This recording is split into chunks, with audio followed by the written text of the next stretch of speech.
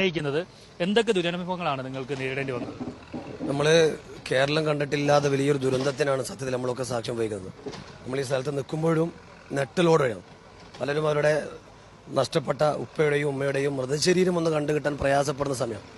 ഇത്തരം സാഹചര്യത്തിൽ പൊതുവേ രാഷ്ട്രീയം കലർത്താൻ പാടില്ല എന്നതാണ് പൊതു അഭിപ്രായം. നമ്മളിവിടെ കണ്ടാൽ അറിയാം, ഇവിടെ പ്രത്യേകിച്ച് രാഷ്ട്രീയമൊന്നുമില്ല. എല്ലാ മനുഷ്യരും ഒരുപോലെ പ്രയത്നിക്കുകയാണ്, ജീവൻ തിരിച്ചു പിടിക്കാനല്ല, നഷ്ടപ്പെട്ടു പോയാലെ ആ ഉറ്റവരൊന്ന് അവസാനം വരെ നോക്ക് കാണാനുള്ള പ്രയത്നത്തിലാണ്. പക്ഷെ കൃത്യമായി ചിലയിടങ്ങളിൽ പൊളിറ്റിക്സ് നടത്തുകയാണ്. നമ്മൾ കൊട്ടിയൂർ ഭാഗത്താണ് നമ്മൾ ആദ്യ ചെക്ക് പോസ്റ്റ്. അവിടെ നമ്മളെ വൈറ്റ് ഗാർഡിന്റെ സന്നദ്ധ പ്രവർത്തകർ ഒന്നാമത്തെ ദിവസം മുതൽ ഇവിടെയുണ്ട്. അപ്പോൾ അവർ എത്ര ദിവസം വേണ്ടിവരുമെന്ന് അറിയാതെയാണ് അവരെ ഓടി വന്നത്. അവർക്ക് പിന്നീട് ധരിക്കേണ്ട വസ്ത്രം കൊണ്ടുവരാൻ പോലും അവിടെ നിന്ന് വന്നപ്പം വിടാതിരുന്നു. അവർക്ക് വേണ്ടുന്ന മെഡിസിൻ, അതുപോലെ മയ്യത്ത് പരിപാലനവുമായി ബന്ധപ്പെട്ട തുണികൾ വേണമെന്ന് പറഞ്ഞപ്പം അതുകൊണ്ടുവരുന്ന വണ്ടികൾ ഉൾപ്പെടെ അവിടെ ബ്ലോക്ക് ചെയ്തു. MLA വിളിച്ച് MLAയുടെ ഫോൺ കൊടുക്കുമ്പം ഇതൊന്നും എനിക്ക് കേൾക്കണ്ട എന്ന് പറയുന്ന ശ്രീകണ്ഠാപുരം CIക്ക് അവിടെ ചാർജ് ഉണ്ടായിരുന്നു. അദ്ദേഹം നമ്മളായിട്ട് പേഴ്സണലി അങ്ങോട്ടും ഇങ്ങോട്ടും വാക്കേറ്റമുണ്ടായി. ഞാനൊരു പഞ്ചായത്ത് മെമ്പറും കൂടിയാണ്. അതൊന്നും ഒരു മുഖവിലക്ക് എടുക്കാതെ വളരെ മോശമായിട്ടാണ് പെരുമാറിയത്. നമ്മൾ കളക്ടർ ഓർഡർ പ്രകാരം ഇന്നലെ എടയന്നൂർ CH സെന്ററിന്റെ ഫ്രീസർ കൊണ്ടുവന്നപ്പം ഫ്രീസർ അവിടെ ബ്ലോക്ക് ചെയ്തു. RTO നമുക്ക് ലിസ്റ്റ് അയച്ചു തന്നു, നിങ്ങൾക്ക് പോകാനുള്ള ലിസ്റ്റ് ഉണ്ട്.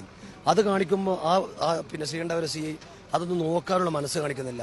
അവസാനം T സിദ്ദീഖ് MLA വിളിച്ചു. ഇത് MLA ആണെന്ന് പറഞ്ഞ് ഫോൺ എടുത്തപ്പം അദ്ദേഹം ഫോൺ എടുക്കാൻ കൂട്ടാക്കുന്നില്ല.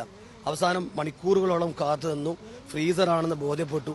അപ്പം അദ്ദേഹം പറയുന്നത് ഫ്രീസർ അല്ല പ്രശ്നം, അത് ആംബുലൻസിന്റെ കളർ, അത് ഷിഹാബ് തങ്ങൾ റിലീഫ് സെല്ലിന്റെ ആംബുലൻസ് ആണ്. അങ്ങനെ വിടുമ്പോൾ സേവാഭാരതി വിടണം. നമ്മൾ പറയുന്നത് എല്ലാവരെയും വിടണമെന്നാണ്.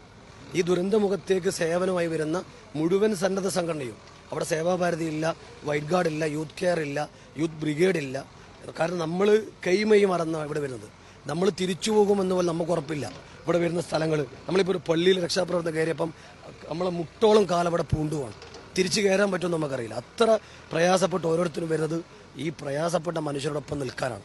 അങ്ങനെ വരുന്നവരെ ഒരു രാഷ്ട്രീയം കളിച്ച് കളറ് നോക്കി ജില്ലാ പഞ്ചായത്ത് നിരവധി വണ്ടികൾ ആ ബോർഡറിന് DYFയുടെ വിട്ടപ്പം നമ്മളെ പല യൂത്ത് ലീഗിന്റെ വാഹനങ്ങൾ, വൈറ്റ് ഗാർഡിന്റെ വണ്ടികൾ റൂട്ട് മാറ്റി പ്രയാസപ്പെട്ട് വരേണ്ടി വന്നു.